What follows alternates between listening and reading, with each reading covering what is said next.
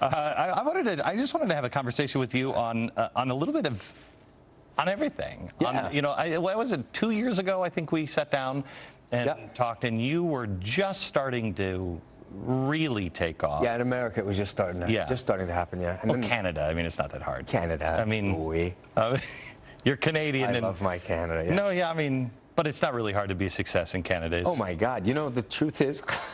I love that you just said that. You know that all of Canada right now is going, I hate you, Beck. We get so much hate mail from Canada. No, they intentionally just needle. This is the truth. Yeah. I think that it's harder to break Canada because to break Canada, a lot of the time, as an artist, you have to break the USA first. Before it's a tall poppy music on radio. They got this. It's a tall poppy syndrome. They once you kind of make it out. Here's what happens. Right. You're big in Canada. You're getting big, and the people say, "Well, he's from Canada." I mean, he's only from Canada. You get big in the United States, they say he's from Canada. It's the truth. I was like that too. But aren't you playing? I mean, because like I grew up right on the border in Bellingham, Washington, and the aroma of Tacoma. Oh yeah, good. I used to listen to C-Fun and everything, and you would hear. What was it? 50% Canadian music. Yeah, so it'd be like good music 20 and 30, Triumph. Yeah, something. Yeah. So I mean, there's not a lot of Canadian artists. Now Triumph hates you too. You see what I mean? Way to go, Glenn. And Anne Murray. I can't. Don't even. My manager manages her. Really? She's tough I love her. too. No, she's tough too. She's one of my favorite Canadian. I love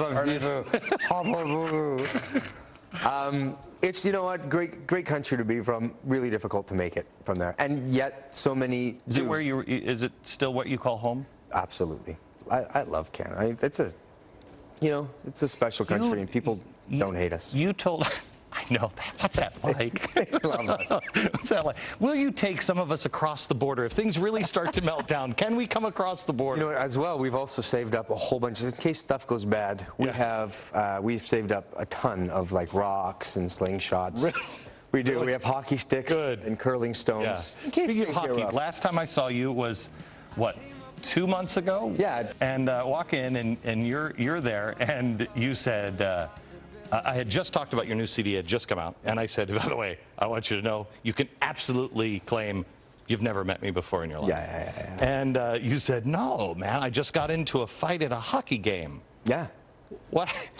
A guy who's a host in Canada, presenter. Basically, I really liked his show, and he said to me, he said, you know, he said, you came up to me a couple of years ago, 3 years ago, and told me you really liked my show. And I was sitting there, I remembered the instance, and I went, yeah. And he said, but then I saw you on Glenn Beck, and you were kissing his butt. And so I guess you were just kissing my butt. And I got angry. I mean, I didn't really say to him what I felt, but I wasn't, really, I didn't understand why he said it. I didn't. Did you?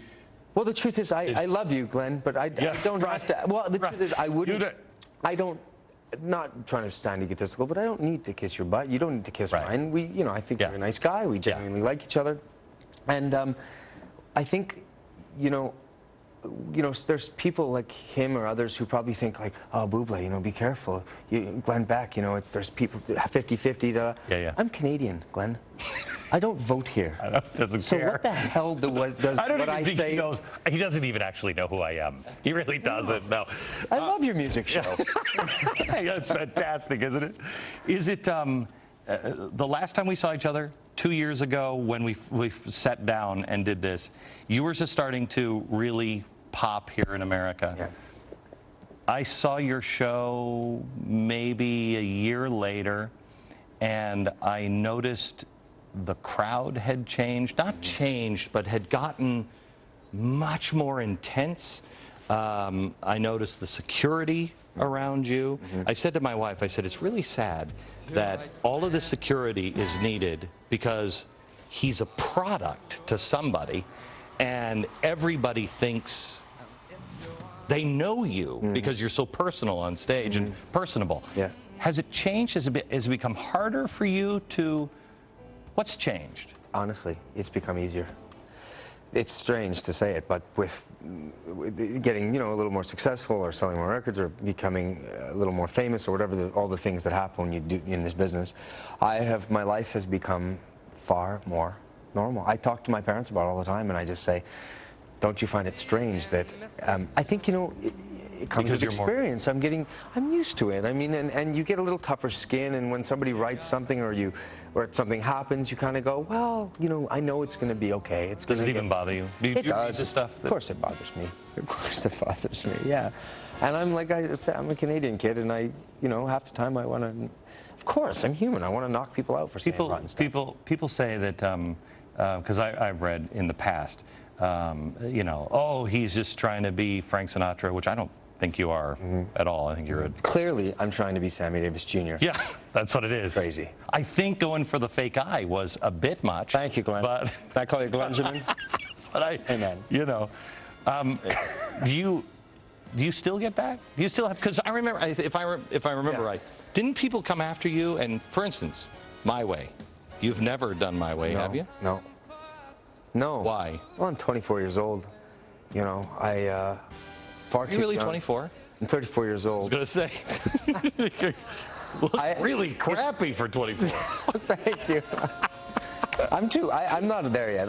And it's one of those things, too, where it's like there are certain signature songs. I just think that, you know, why? I can write my own songs. And one thing I've really tried to do through my life and my career here is to fight the categorization. None of us want to be categorized. Right. No human being loves when people say, you are this. But it's very human for people to need to put you into a certain category. It's the most frustrating for people who, because this happens to me all the time. Yeah. They'll say, oh, he's this or he's that.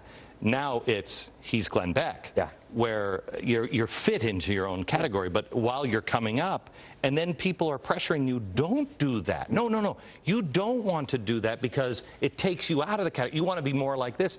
You just want to be yourself. I did it to myself, though, too. I mean, I happen to sincerely love the American Songbook. I happen to, you know, genuinely love being an interpreter of these songs. And so naturally, I mean, there's going to be, you know, people who see that it's obvious that, you know, I follow in the footsteps of my idols, Tony Bennett and Sinatra's.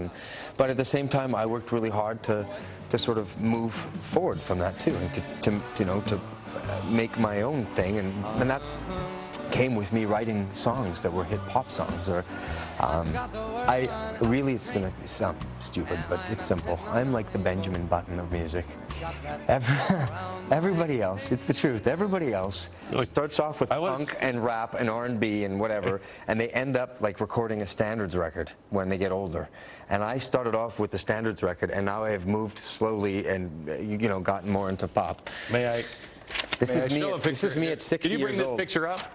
This doesn't look like Benjamin Button. Do we have this picture? It doesn't look like. You know, that looks like dorky 1975 baby boy. That is bad. No. If you want dorky. Thanks, man. I mean, I just got some. If you want dorky, I think we have to go for this. This super classic. This one is good. Can you bring that one up? Oh, my God. Now, did you get that haircut? Forget about the hair. It's like someone threw up on me. And it's very. How old are you there? I'm 15, 16. And I was working the nightclubs looking like that, which is even scarier. Which is, and again, look at that haircut. Surprising. Your career didn't take off at this point. Yeah, exactly. I had just cut my what do you call it? Your hair? Yeah, but they call it you know, the hockey hair, the mullet. I had just cut my mullet there. You had a mullet. And if you can look, I had 2 rings, one ring here and one ring. Let me tell you. I give my car for somebody who delivers a picture of his mullet. Oh, I have one. My mom, Dad, we can send one to you. Look at this picture. Who is that cute little girl? Look, it's Michelita, the cross-dressing. That's Is there any truth to the fact now that you are a hermaphrodite? Is there? But it's obvious. I mean, it's obvious. It really. Look. It really is. And look at my mom. Oh, she's rocking the 80s. This is your mom? That's Mom. She's beautiful, though, huh? Tell me about your parents.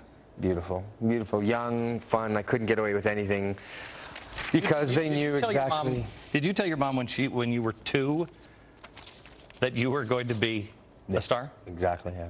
Isn't that creepy? That creeped her out. It creeped her out. I think I think it was the intensity of the statement, too. I think I was 3 or 4 years old, and I was really intense about saying, you know, listen, Ma, really, I'm going to do this.